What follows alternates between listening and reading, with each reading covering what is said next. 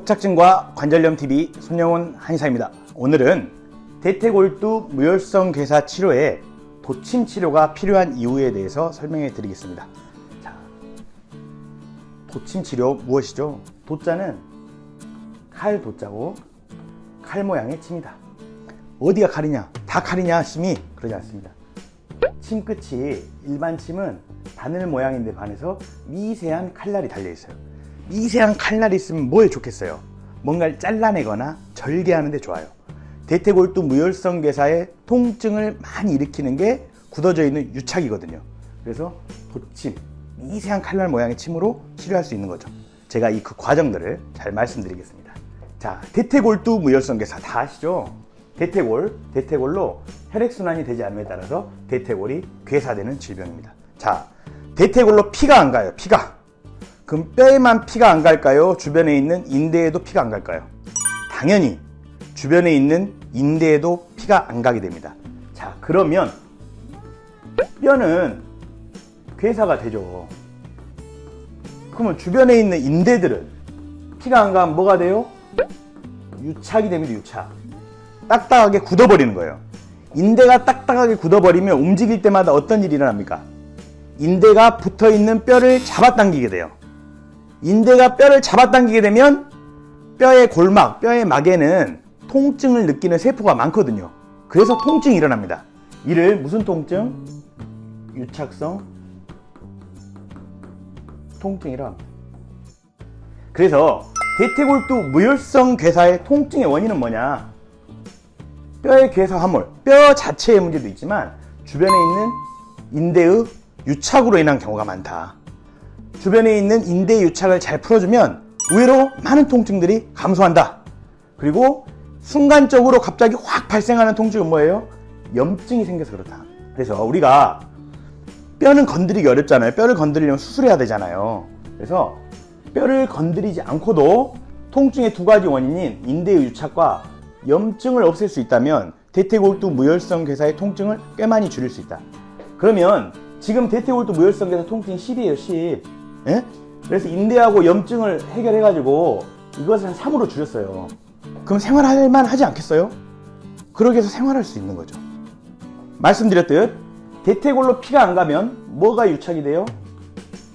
인대가 유착이 됩니다. 그래서 이 인대의 유착이 골막, 뼈의 막을 잡아당기면 극심한 통증이 발생해요. 그래서 대퇴골두 무혈성 괴사 환자 중에 가만히 있어도 아프다. 이거는 인대가 잡아당기지 않았잖아요. 그런데 차를 타는데 발을 들어 올려서 내리려고 할 때, 이렇게 움직일 때 인대가 뼈를 잡아당기는 상황이 됐을 때 통증이 있다. 그러면 유착성 통증이 많이 있는 거다. 유착을 해결하면 그 통증이 해결될 수 있다. 그래서 유착을 풀어요. 뭘로? 유착은 딱딱하게 굳어있는 조직이기 때문에 미세한 칼날 모양의 이 도침으로 유착을 풀어주면 대퇴골 주변에 압력이 감소해요. 압력이 높아지면 똑같은 염증이 있어도 더 심한 통증을 느끼거든요. 압력이 감소하면 염증으로 인한 통증도 감소해요.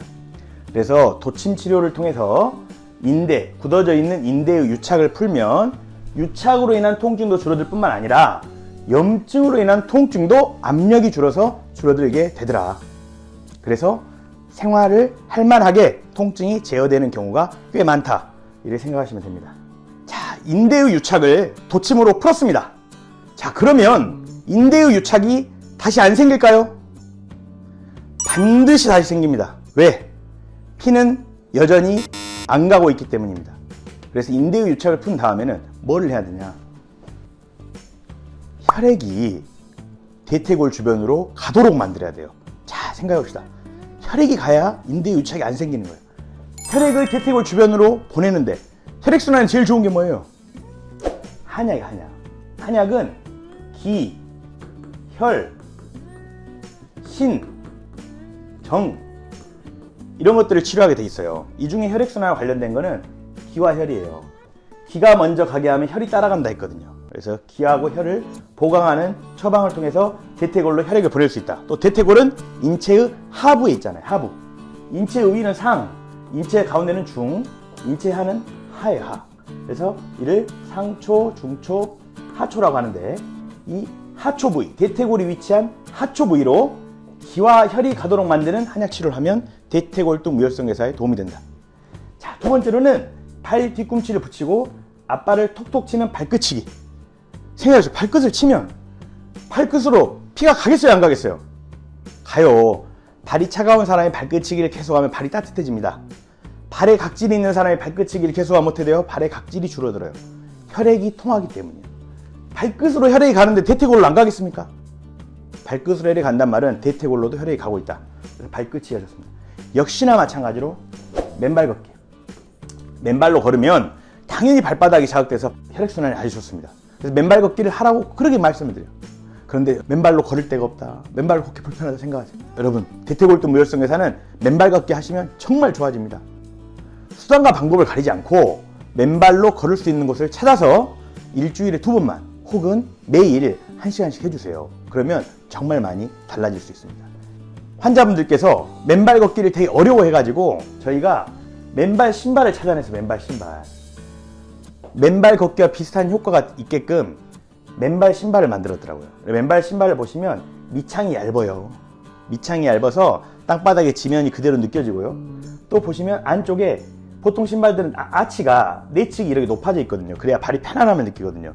내측 아치가 없어요. 그럼 어떻게 되냐면 발이 이렇게 평평하게 있는 거예요. 그럼 걸을 때 쭉 펴졌다가 구부러졌다가 쭉 펴졌다가 이렇게 근막이 수축됐다 이완됐다 하는 효과가 나타납니다. 그러면 혈액 펌핑 작용에 아주 좋죠. 맨발 신발 보면 앞에가 넓어요. 그럼 어떻게 되냐? 발가락이 쫙 펴져 있는 거예요.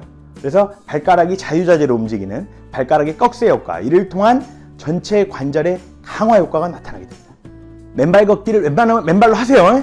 하시는데 난 도저히 못하겠다. 맨발 걷기 못하겠다. 그러면 맨발 신발이라도 신으십시오. 맨발 신발. 그러면 맨발 걷기까지는 아니어도 꽤 좋은 효과를 낼 수 있습니다.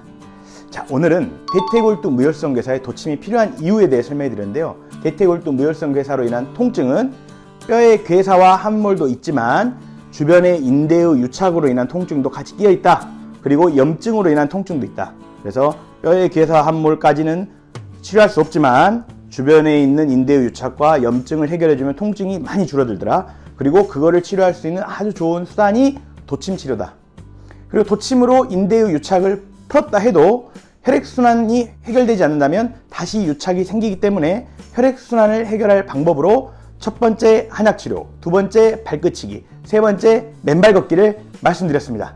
자, 오늘 내용 잘 숙지하시고 대퇴골두 무혈성 괴사 꼭 건강하게 극복하시길 바라겠습니다. 감사합니다.